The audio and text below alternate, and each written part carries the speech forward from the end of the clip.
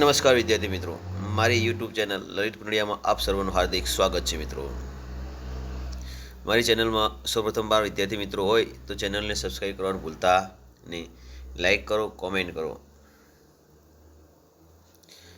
આજે આપણે વાત કરીશું વિદ્યાર્થી મિત્રો સ્વાધ્યાયન પોથી ધોરણ 10 ભાગ 4 એમાં સામાજિક વિજ્ઞાનનો સ્વાધ્યાયનું સોલ્યુશન આપણે જોઈ લઈશું. વિદ્યાર્થી મિત્રો, પાઠ નંબર 16 છે આર્થિક ઉદારીકરણ અને વૈશ્વિકીકરણ, વિભાગ એ. નીચે આપેલા પ્રશ્નોના માગ્યા મુજબનો જવાબ લખો. યોગ્ય જોડકા જોડો. વિદ્યાર્થી મિત્રો, અહીંયા જોડકા આપેલા છે. એ અને બી બે ભાગના જોડકા આપેલા છે વિદ્યાર્થી મિત્રો, અને એનો જવાબ પણ અહીંયા લખેલો છે. વિદ્યાર્થી મિત્રો, એકનો ઈસવીસન 1991માં તેનો જવાબ છે વિદ્યાર્થી મિત્રો સી, આર્થિક સુધારણાનો અમલ. 2 નંબર છે ઈસવીસન 1995માં, તેનો જવાબ છે વિદ્યાર્થી મિત્રો ઈ. 3 છે ઈસવીસન 1972માં, તેનો જવાબ છે વિદ્યાર્થી મિત્રો એ. 4 છે ઈસવીસન 1981, એનો સાચો જવાબ છે વિદ્યાર્થી મિત્રો બી. હવે આપણે આગળ વધશું વિદ્યાર્થી મિત્રો. બ. નીચે આપેલા પ્રશ્નો વિકલ્પો યોગ્ય વિકલ્પ પસંદ કરી પસંદ કરો. તો પ્રશ્ન નંબર 1નો સાચો જવાબ છે બી. પ્રશ્ન નંબર 2નો સાચો જવાબ છે વૈશ્વિકીકરણ. પ્રશ્ન નંબર 3નો સાચો જવાબ છે એ. ત્યારબાદ 1-2 વાક્યમાં જવાબ આપો ક. તો પ્રશ્ન નંબર 1 આપેલો જ છે, વૈશ્વિકીકરણનો ખ્યાલ વિદેશી મૂડી રોકાણની નીતિ અને બીજી કઈ નીતિ સાથે સંકળાયેલ છે? તો એનો જવાબ છે વિદ્યાર્થી મિત્રો વિદેશ વેપાર અને ઉદારીકરણ સાથેનો સંકળાયેલ છે. 2 નંબર, નવી ઔદ્યોગિક નીતિ કયા વર્ષમાં અમલમાં આવી હતી? તો એનો જવાબ છે ઈસવીસન 1991માં નવી ઔદ્યોગિક નીતિ અમલમાં આવી હતી. પ્રશ્ન નંબર 3 વિદ્યાર્થી મિત્રો, વિશ્વ પર્યાવરણ દિન તરીકે કયા દિવસને જાહેર કરવામાં આવ્યો છે? જવાબ છે વિશ્વ પર્યાવરણ દિવસ તરીકે 5મી જૂનને જાહેર કરવામાં આવ્યો છે. 4, ટકાઉ વિકાસ શબ્દ બીજા કયા નામથી ઓળખાય છે?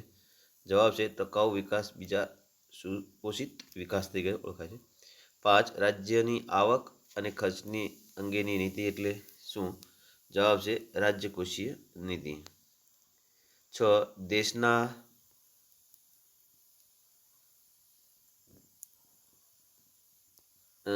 અર્થતંત્રને વિશ્વમાં અર્થતંત્ર સાથે જોડવાની પ્રક્રિયા એટલે શું? જવાબ છે વૈશ્વિકીકરણ. પ્રશ્ન નંબર 7, WTOનું પૂરું નામ લખો. વિશ્વ વ્યાપાર સંગઠન. વિભાગ બી વિદ્યાર્થી મિત્રો ખાનગીકરણ. પ્રશ્ન નંબર 1, ખાનગીકરણના ગેરલાભો જણાવો. તો અહીંયા એના 3 ગેરલાભો આપેલા છે. ખાનગીકરણના કારણે આર્થિક સત્તાનું કેન્દ્રીકરણ થયું છે. 2, નાના ગૃહ ઉદ્યોગોનો વિકાસ થયો નહીં, માત્ર મોટા ઉદ્યોગોનો જ લાભ થયો. 3, ભાવો અંકુશમાં રહ્યા નહીં, તેથી દેશમાં ભાવ વધારાની સમસ્યા સર્જાઈ છે. આગળ વધશું વિદ્યાર્થી મિત્રો. 2, ભારત સરકારે કયા 3 આર્થિક સુધારાઓ અમલમાં મૂક્યા હતા? 1, ભારત સરકારે આર્થિક અને વૈશ્વિકીકરણ પ્રોત્સાહન આપવા માટે 1991 પછી 3 આર્થિક સુધારા અમલમાં મૂક્યા હતા. 1, ઉદારીકરણ, 2, વૈશ્વિકીકરણ અને 3, ખાનગીકરણ. પ્રશ્ન નંબર 3, ઉદારીકરણના લાભ જણાવો. તો એનો જવાબ છે ઉદારીકરણને લીધે ખાનગી ક્ષેત્રને મુક્ત વિકાસની તકો પ્રાપ્ત થઈ, જેથી દેશના ઉત્પાદન ગૃહોને દરમાં વધારો થયો છે. વિદેશી વેપારને ઉત્તેજન મળવાથી વિદેશ વ્યાપારમાં વધારો થયો છે. વિદેશ વ્યાપારમાં વધારો થવાથી દેશમાં વિદેશી નિયામનના પ્રમાણમાં વધારો થયો છે. 4, સંકલ્પના લખો. ઉદારીકરણ. આર્થિક ઉદારીકરણ એટલે ખાનગી ક્ષેત્ર પરના અંકુશો અને નિયંત્રણોનો ક્રમશઃ ઘટાડો કરી દેશના આર્થિક વિકાસને પ્રોત્સાહિત કરે એવી નીતિ. 2, ખાનગીકરણ. ખાનગીકરણ એટલે એવી પ્રક્રિયા કે જેમાં રાજ્ય હસ્તક ઉદ્યોગોની માલિકી અથવા તેનું સંચાલન ખાનગી ક્ષેત્રને સોંપી દેવું. 3, વૈશ્વિકીકરણ. વૈશ્વિકીકરણ એટલે દેશના અર્થતંત્રમાં વિશ્વ અર્થતંત્ર સાથે જોડવાની પ્રક્રિયા કે જેના પરિણામે ચીજવસ્તુઓ, સેવાઓ, ટેકનોલોજી અને શ્રમનો પ્રવાહ વિશ્વમાં સરળતાથી પ્રાપ્ત થઈ શકે. 4. ટકાઉ વિકાસ. ટકાઉ વિકાસ એટલે ભાવિ પેઢીને જરૂરી પૂરી પાડવાની ક્ષમતાને નુકસાન પહોંચાડવા વિના વર્તમાન પેઢીની જરૂરિયાતો સંતોષવી. વિભાગ સી વિદ્યાર્થી મિત્રો, 1. પર્યાવરણની સુરક્ષા માટે લેવાયેલા પગલાં જણાવો. જવાબ છે વિદ્યાર્થી મિત્રો, પર્યાવરણની સુરક્ષા અંગે ચર્ચા વિચારણા કરવા માટે ઈસવીસન 1972માં સ્વીડનના સ્ટોકહોમ શહેરમાં પ્રથમ વખત પૃથ્વી પરિષદ યોજાઈ. ત્યાર પછી વૈશ્વિક ધોરણે પર્યાવરણ અંગે વિચારણા કરવાની વાર સંમેલનો અને શિબિરો યોજવાનું પ્રદૂષણ નિવારણ અને પર્યાવરણની જાળવણી માટેના વિશ્વભરમાં 5 જૂનના દિવસને પર્યાવરણ દિવસ તરીકે જાહેર કરવામાં આવ્યો.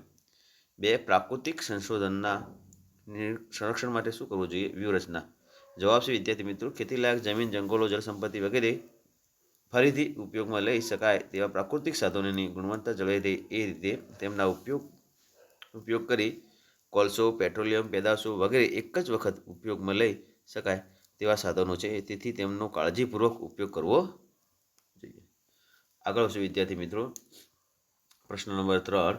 વિશ્વ વ્યાપાર સંગઠન સંસ્થાનો પરિચય આપો. જવાબ છે વિદ્યાર્થી મિત્રો, સંયુક્ત રાષ્ટ્ર યુએનના સભ્ય દેશોએ 1 જાન્યુઆરીએ 1995 રોજ વિશ્વ વ્યાપાર સંગઠન WTO વર્લ્ડ ટ્રેડ ઓર્ગેનાઇઝેશનની સ્થાપના કરી હતી. આ સંસ્થાનું વડું મથક સ્વિટ્ઝરલેન્ડ જીનીવા શહેરમાં આવેલું છે.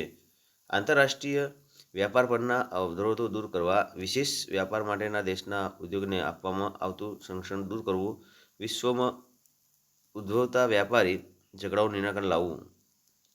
આગળ વધશું વિદ્યાર્થી મિત્રો, પ્રશ્ન નંબર 4. ટકાઉ વિકાસનો ખ્યાલ સ્પષ્ટ કરો. જવાબ છે વિદ્યાર્થી મિત્રો, ટકાઉ વિકાસ એટલે ભાવિ પેઢીની જરૂરિયાતો પૂરી પાડવાની ક્ષમતાને નુકસાન પહોંચાડવા વિના વર્તમાન પેઢીની જરૂરિયાતો સંતોષવી. ટકાઉ વિકાસમાં પર્યાવરણના સંશોધનોની કાયમી જાળવણી પર ભાર મૂકવામાં આવ્યો છે. આજની પેઢીએ સાધેલા વિકાસ વિશ્વમાં ટકી શકે તેમ નથી. વર્તમાન પેઢીને સૌકડું ભાવિ પેઢીને કદાચ પ્રાપ્ત થાય તેમ નથી એવી શંકા સેવાઈ રહી છે. પ્રશ્ન નંબર 5. વૈશ્વિક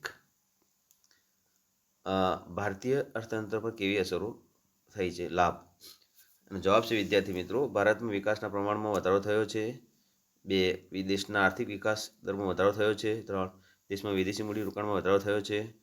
એના લાભો તથા ગેરલાભો વિદ્યાર્થી મિત્રો, 1. દેશના વિદેશી દેવાના પ્રમાણમાં વધારો થયો છે. 2. દેશમાં ગરીબીની પ્રમાણ ધીમી ગતિએ ઘટાડો થયો. 3. તેથી આવક અને સંપત્તિની વહેંચણી વધુ અસમાન બની છે. આગળ વધશું વિદ્યાર્થી મિત્રો, અહીંયા પાઠ નંબર 16નું પૂર્ણ થાય છે.